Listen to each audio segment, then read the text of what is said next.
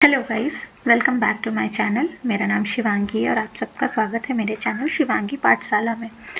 So friends, आज से मैं फाइनली स्टार्ट कर रही हूँ NCERT series for CTET paper 2 social science.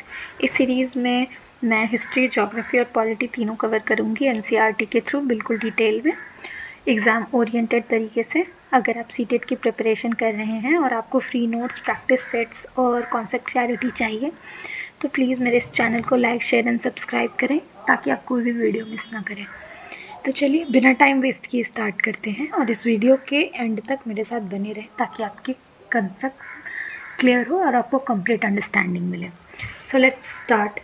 तो आज से हम स्टार्ट करें क्लास 6 का history chapter 1, what, where, how and when. So let's begin. तो जैसा कि आप मेरे स्क्रीन पे देख सकते हैं, ये चैप्टर शुरू होता है। एक रसीदा नाम की बच्ची है, वो ऐसा न्यूज़पेपर देखती है और सडनली उसकी आंखें एक हेडलाइन में पड़ती है जहाँ लिखा होता है 100 ईयर एगो, मतलब आज से 100 साल पहले। तो वो ऐसा परेशान होती है कि आखिर 100 साल पहले या सालों साल पहले जो हुआ वो कैसे पता चलेगा। आजकल परसों महीने भर पहले जो हुआ है वो हम न्यूज़पेपर से पता कर लेते हैं, सोशल मीडिया से पता कर लेते हैं। बहुत सारे ऐसे मीन्स ऑफ कम्युनिकेशंस हैं, मीन्स ऑफ इन्फॉर्मेशंस हैं जहाँ से हम पता कर लेते हैं। लेकिन सालों साल पहले, 1000 साल पहले, 100 साल पहले क्या हुआ वो कैसे पता चलेगा। तो आइए इस चैप्टर में हम इसको समझते हैं। मैंने इस चैप्टर का एक प्रेजेंटेशन तैयार किया है। इस चैप्टर का क्रक्स है, उससे हम पूरे चैप्टर को डिटेल में समझेंगे। सो लेट्स बिगिन। तो जैसा कि हम देख सकते हैं, चलिए, हाँ, तो पास्ट को समझने के लिए भी हमको पहले समझना पड़ेगा कि पास्ट के भी कितने टाइप्स होते हैं, राइट। तो पहला है रीसेंट पास्ट, ऐसा पास्ट जो भी हाल फिलहाल में हुआ हो, महीने भर पहले हुआ हो या हफ्ता भर पहले हुआ हो, उसको हम टीवी, रेडियो या न्यूज़पेपर के थ्रू समझ जाते हैं, पढ़ लेते हैं, हम इंफॉर्मेशन गैदर कर लेते हैं। नियर पास्ट मतलब जो आज से कुछ साल पहले हुआ हो, तो वो हम कैसे समझते हो, हमारे मेमोरीज़ में रह जाता है। हम अपने नानी, दादी, दादाजी या बड़े बुजुर्गों के कहानियों के थ्रू समझते हैं। हमको कहानी सुनाया करते थे। जैसे आपको याद होगा, आपके बचपन में भी आपके जो ग्रैंड पेरेंट्स होंगे वो आपको कहानियाँ सुनाते होंगे, अकबर बीरबल की, पंचतंत्र की कहानियाँ। तो ये सब कैसे पता चला, उनके ज़माने में जो होता था उनको वो कहानियों के थ्रू हमें बताते थे। अब हम समझते हैं जो बहुत इम्पॉर्टेंट है इस चैप्टर में समझना है हमको, डिस्टेंट पास्ट। ये क्या होता है, इसको समझने के लिए हमको एक स्पेशल मेथड की ज़रूरत पड़ती है जिसको हम हिस्ट्री में पढ़ते हैं, राइट। इसका मतलब होता है डिस्टेंट पास्ट का क्या मतलब हुआ, जो आज से कई हज़ारों सालों पहले हुआ हो। ठीक वैसे ही जैसे रसीदा ने ये सवाल किया था 100 ईयर्स एगो, मतलब आज से 100 साल पहले क्या हुआ होगा। तो चलिए इस चैप्टर में हम आगे समझते हैं। सो नेक्स्ट टॉपिक है इसी चैप्टर का, what can we know about the past. आखिर हम पास्ट के बारे में जानेंगे क्या, है ना, व्हाट। तो चलिए, we can know about their food habits, कि तब के लोग क्या खाते थे, उनका क्लोथिंग स्टाइल्स क्या था, वो कैसे घर में रहते थे। जैसे आज हम बहुत आसानी से पता कर लेते हैं, जो पोस्ट इंडस्ट्रियल सोसाइटी में रह रहे हैं, जैसे हम लोग रह रहे हैं, तो जो अपर मिडिल क्लास के जो बहुत रिच फैमिली है उनका घर बहुत बड़ा होता है, बहुत लग्जरियस स्टाइल वाला होता है, हर लग्जरी से भरा होता है। मिडिल क्लास वाले में आएंगे तो आप देखेंगे नॉर्मल ठीक ठाक रहने वाले घर होता है। इनसे भी लोअर क्लास में जाएंगे तो वो उनका लाइफस्टाइल डिफरेंट होता है।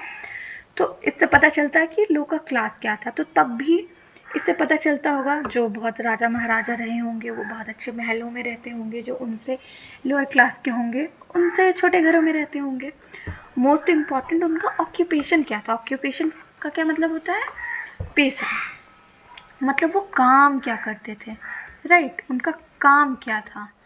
तो वो हंटर्स थे। हंटर्स का क्या मतलब होता है, जानवर को मारना और उनका शिकार करना। बेसिकली हर्डर्स जो गडेरिया होते थे, जो उनका पशुपालन करते थे। किसान, राजा महाराजा, मर्चेंट्स मतलब होता है व्यापारी, प्रिस्ट जो पूजा पाठ कराते हैं, क्राफ्ट्स पर्सन कुम्हार जो बर्तन बनाते हैं, आर्टिस्ट म्यूजिशियन, इनका काम क्या था, कौन से लोग क्या थे, उनका पेशा क्या था, वो अपने लाइवलीहुड के लिए काम क्या करते थे। कल्चर हम कैसे जानते हैं, उनका कल्चर क्या था ये हम कैसे जाने, खेल कूद के थ्रू, स्टोरीज़ के थ्रू, सॉन्ग्स के थ्रू, प्लेज के थ्रू। यहाँ सॉन्ग और स्टोरीज से क्या मतलब है, फोक स्टोरीज मतलब लोक कहानियाँ,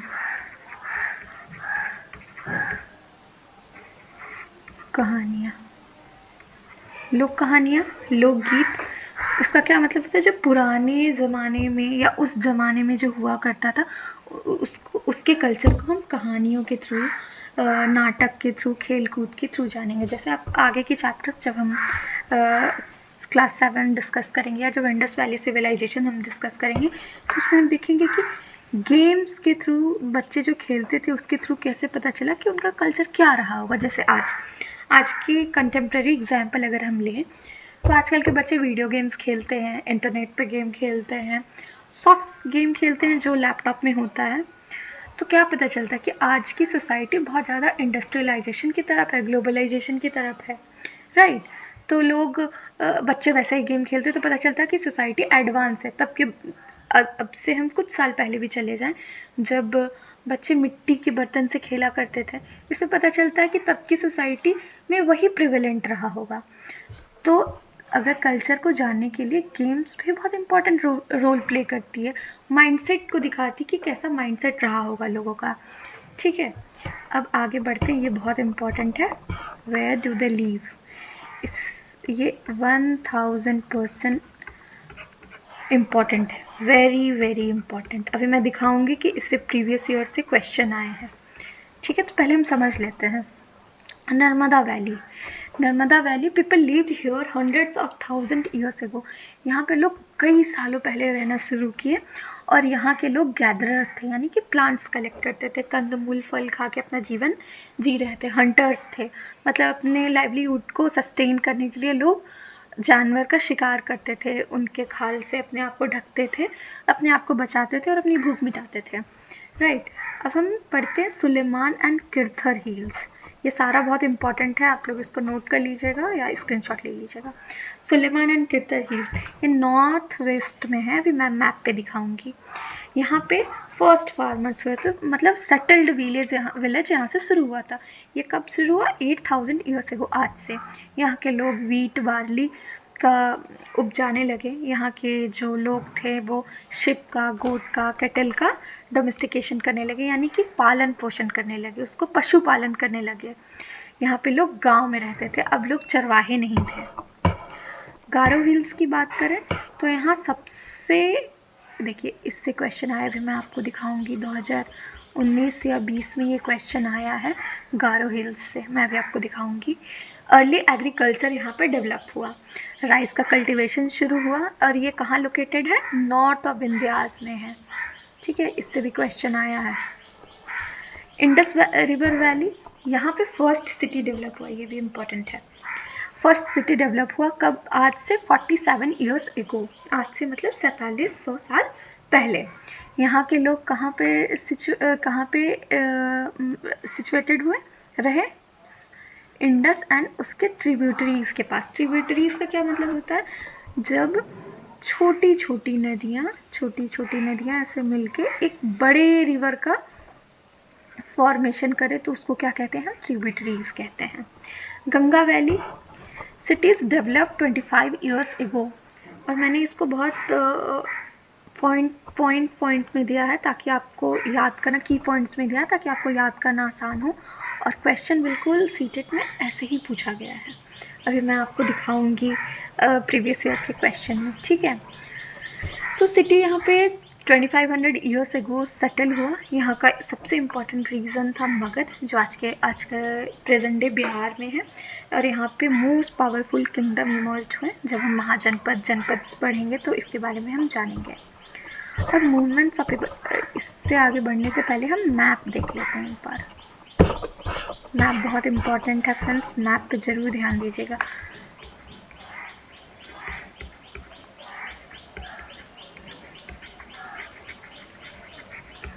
बहुत ज़्यादा इम्पॉर्टेंट है। ये देखिए, ये रहा गारो हिल्स, इससे भी क्वेश्चन आते हैं। यहाँ पे नर्मदा और ये रहा सुलेमान एंड केथर हिल्स।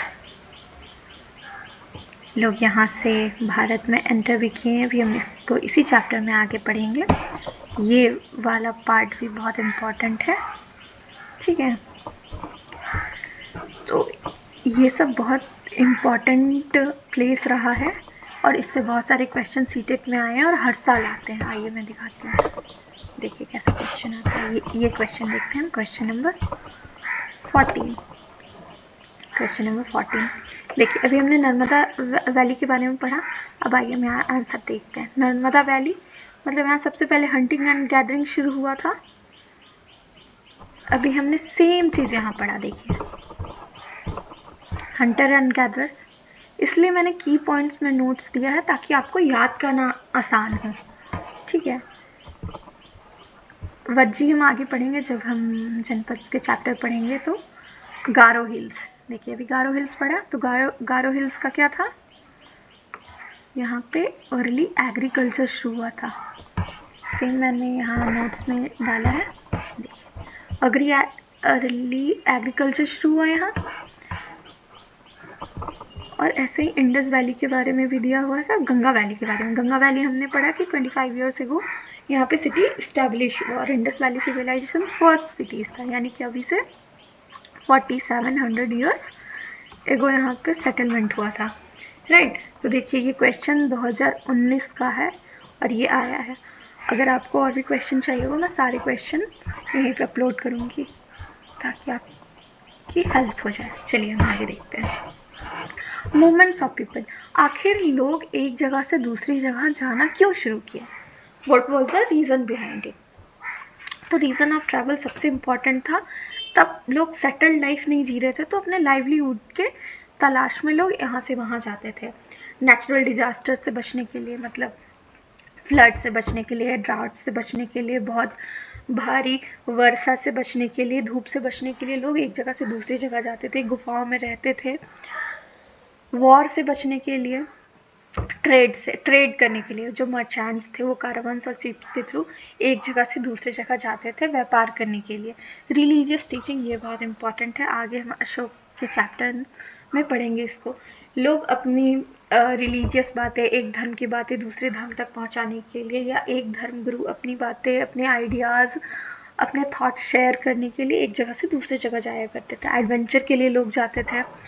एडवेंचर का क्या मतलब था? घूमना फिरना, ठीक है।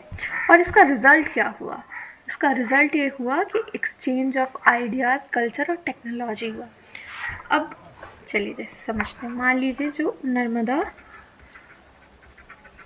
वैली में रहते होंगे, ठीक है, जस्ट एन एग्जाम्पल है ये, नर्मदा वैली के लोग गारो हिल्स अगर रहने आए, तो जो यहाँ के लोग होंगे, यहाँ का जो खान पीना होगा, यहाँ का जो रहने सहने का तरीका होगा, ये लोग सीखेंगे, और यहाँ का जो तरीका होगा ये लोग सीखेंगे। इनके आइडियाज़ ये अडॉप्ट करेंगे, इनके आइडियाज़ ये अडॉप्ट करेंगे। तो इससे क्या हुआ कि लोग एक दूसरे के आइडियाज़ के बारे में जान पाए, एक दूसरे के कल्चर के बारे में जान पाए। यहाँ पर ट्रांसमिशन ऑफ कल्चर हुआ और एक दूसरे के टेक्नोलॉजी के बारे में जान पाए। वेरियस ऑफ डेटा एक्सचेंज हुआ, मतलब आइडियाज़ एक्सचेंज हुए, ठीक है। तो इससे क्या हुआ? रिचनेस बढ़ा सोसाइटी में, कल्चरली हम बहुत रिच हुए। बहुत जाहिर सी बात है कि अब कंटेम्प्रेरी एग्जाम्पल से मैं समझाऊँ या normal day to day life के एग्जाम्पल से हम समझते हैं। मैं एक स्टूडेंट हूँ, आप एक स्टूडेंट हैं, और हम किसी स्कूल में जाते हैं। तो हम कब जाते हैं एक जगह से दूसरी? स्कूल क्यों जाते हैं? हम सीखने के लिए जाते हैं। तो जाहिर सी बात है कि यहाँ पे हमको नॉलेज मिलता है, हमसे बहुत ज़्यादा नॉलेजेबल लोग रहते हैं, मतलब हमसे ज़्यादा जानते हैं, इसलिए हम वहाँ जाते हैं। एग्जाम्पल 2 स्टूडेंट का ले लें। जब 2 स्टूडेंट एक दूसरे से मिलते हैं, बातें करते हैं, सॉरी ये मेरे डिज़ाइंस का मजाक नहीं उड़ाइए, मुझे इतना अच्छा ड्राइंग करना नहीं आता। एनीवेज, तो जब 2 स्टूडेंट नंबर 1, स्टूडेंट नंबर 2 एक दूसरे से मिलते हैं, तो क्या होता है? हम एक दूसरे से आइडियाज़ एक्सचेंज करते हैं, उनके आइडियाज़ को हम अडॉप्ट करते हैं, हमारे आइडियाज़ वो सीखते हैं, होता है ना ऐसा। तो इससे क्या हुआ, जब लोग एक जगह से दूसरी जगह आने जाने लगे तो लोग एक दूसरे से बहुत सारी चीज़ सीखे। ठीक है, अब आगे हम पढ़ते हैं नेचुरल बैरियर्स क्या क्या था। नेचुरल बैरियर्स मतलब जो नेचुरली एक जगह से दूसरी जगह जाने से लोगों को रोकता था। ठीक है, डिस्टर्बेंस था बीच में, तो वो क्या क्या था, हिमालय, पहाड़, डेजर्ट, सी, ये सब नेचुरल बैरियर्स था। लेकिन despite having a natural barriers, लोग तब भी एक जगह से दूसरे जगह गए, लोग सेटल हुए, बाहर से लोग यहाँ के सेटल हुए, यहाँ से लोग बाहर गए। जाना मुश्किल था बट इम्पॉसिबल नहीं था। लोग इन सारे प्रॉब्लम्स को पार करके भी एक जगह से दूसरे जगह गए, अपने आइडियाज शेयर किए, अपने थॉट्स शेयर किए और लोग वहाँ पे बसे। आगे है कल्चरल एक्सचेंज, इसके बारे में हमने अभी बात किया। कल्चरल एक्सचेंज से क्या हुआ, लोग म्यूज़िक, फूड हैबिट्स, आर्ट सीखे। अब स्टोन कार्विंग का बहुत अच्छा एग्जाम्पल है एमपी का भीमबेटका, ये भी एग्जाम में आता है, प्लीज़ इसको नोट डाउन कर लीजिएगा। तो इससे क्या हुआ, हमारा कल्चरल ट्रेडिशन बहुत रिच हुआ। नेम ऑफ लैंड, इससे 100% क्वेश्चन आता है सीटेट में, 100%, बहुत इंपॉर्टेंट है, इसका स्क्रीनशॉट ले लीजिए। तो ये इंडिया किससे डराइव हुआ, इंडस से, जो सिंधु नदी के किनारे पे था। जो इरानियंस आए वो इंडिया को क्या बोले, हिंडोस बोले, हिंडोस। लेकिन जो ग्रीक्स आए, चूंकि वो ह का प्रोनाउंसिएशन नहीं कर पाते थे, उनका ह का प्रोनाउंसिएशन नहीं कर पाते थे, इसलिए उन्होंने हिंडोस वो नहीं बोल पाए, तो इसका क्या नाम पड़ा, इंडोस। ठीक है, और फाइनली इस लैंड का नाम पड़ गया इंडिया। बट ऋग्वेद के हिसाब से हम देखें, जो 35 ईयर्स से जिसके बारे में हमको जानकारी मिली है, वहाँ एक, ये भारत नहीं, ये भरत नाम का एक ट्राइब्स था जो रहता था, जिसके जो ऋग्वेद में मेंशन है। ये ट्राइब था, ये बहुत रिच ट्राइब था, कल्चरली और पावरफुल ट्राइब था। तो इसके नाम पे ही हमारा भारत का नाम पड़ा, और जिसको हम बाद में कंट्री का नेम कंट्री के नेम के लिए यूज़ करने लगे, और इसका नाम पड़ गया भारत। ठीक है,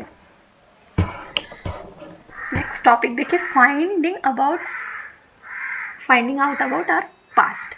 तो हम पता कैसे किए, जैसे बहुत मीन्स ऑफ, अभी जैसे हमने बहुत पहले बात किया था, अगर आप यहाँ देखें कि we need a special method to know about the history, we need a special method to know about our past. So these are the methods through which we know about our past. So first is manuscript.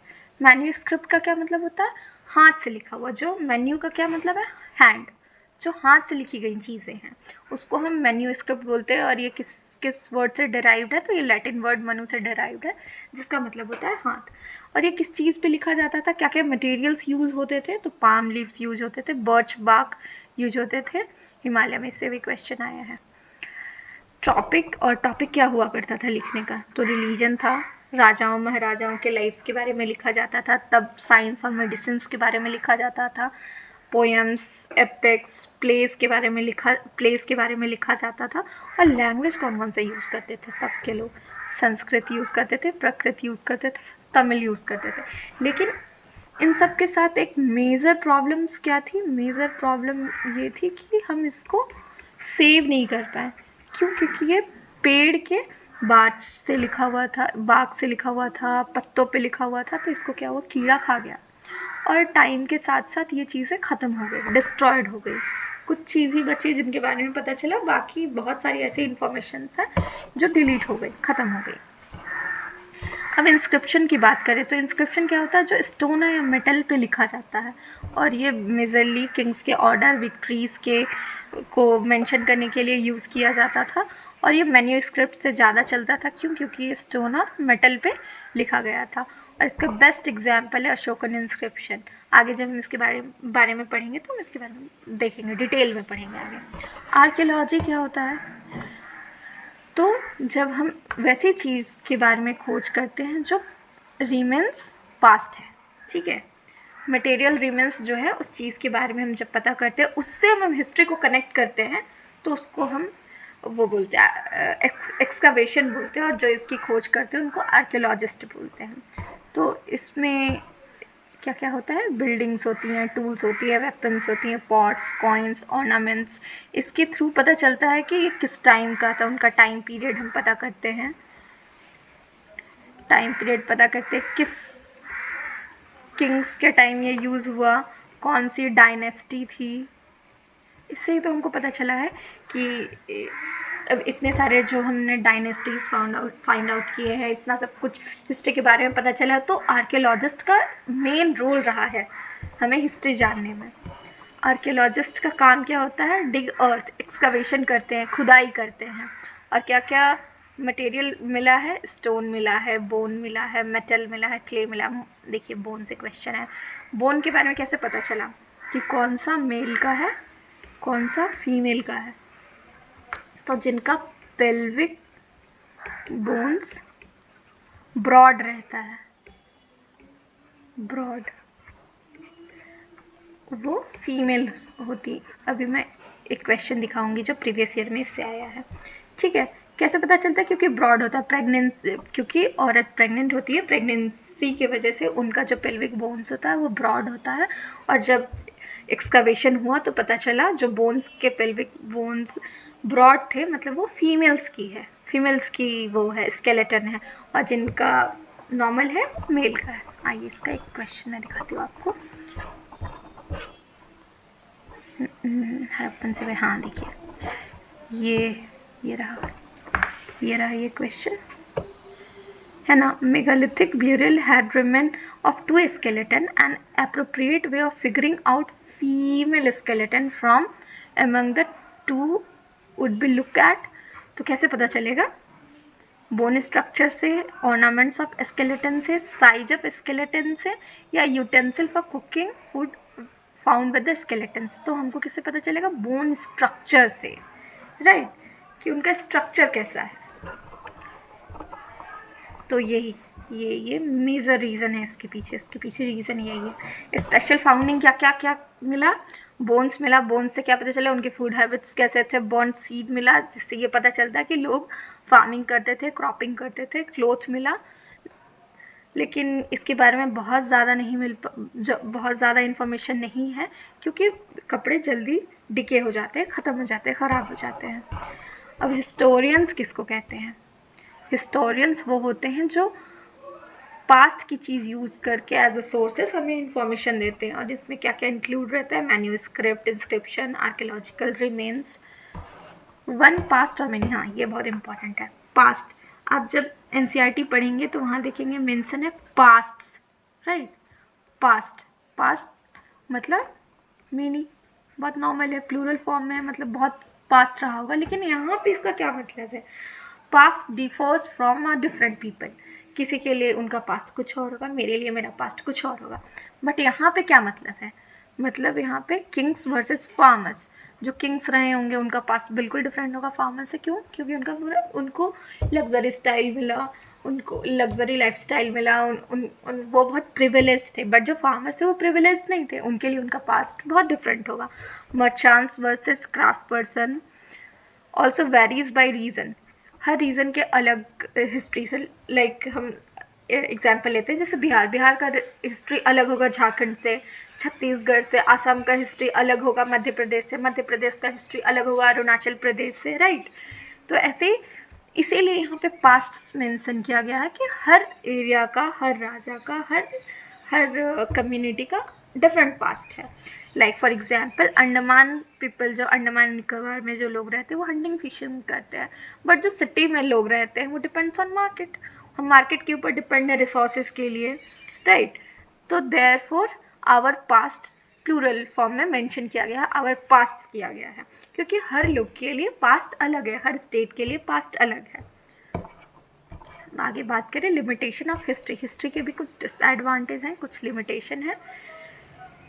पहला है more information about the Kings, और हमको normal ordinary people के बारे में इतना ज़्यादा information नहीं है, राजा महाराजा के बारे में है, क्योंकि लोग उन्हीं के बारे में लिखते थे, लोग उन्हीं के बारे में ज़्यादा जानना चाहते थे, और राजा महाराजा अपने पावर को यूज़ करके अपनी हिस्ट्री को ज़्यादा प्रेवलेंट बनाया ताकि लोग उनके बारे में जानें, और कॉमन पीपल के बारे में इतनी हिस्ट्रीज नहीं है।